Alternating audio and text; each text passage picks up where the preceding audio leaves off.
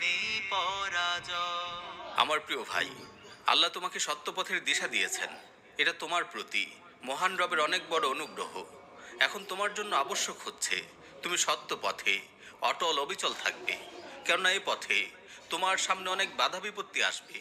তোমাকে পার হতে হবে বহু প্রতিকূলতার পাহাড়। সব কিছু ডিঙিয়ে সত্যকে আঁকড়ে ধরেই তোমাকে এগিয়ে যেতে হবে সম্মুখ পানে।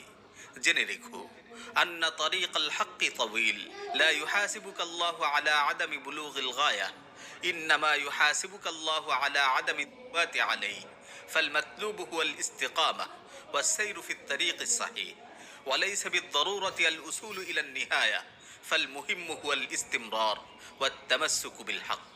নিশ্চয়ই সত্যের পথ অনেক দীর্ঘ।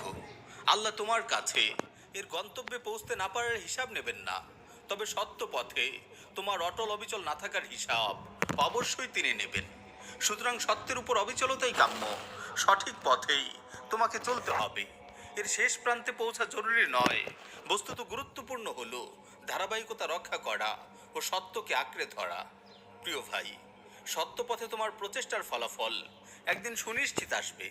হয়তো তোমার সৌভাগ্য হবে তা দুনিয়াতে প্রত্যক্ষ করার, কিংবা এর আগেই হয়তো তুমি দুনিয়া থেকে বিদায় নেবে।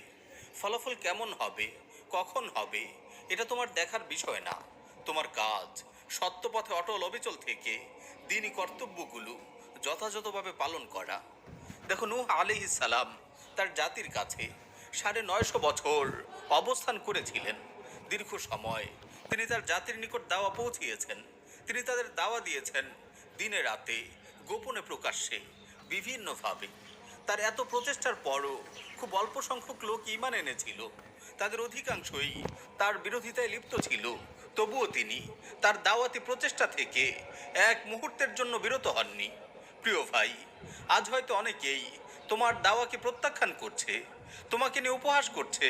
এসব নিয়ে তুমি মোটেও ভেবো না।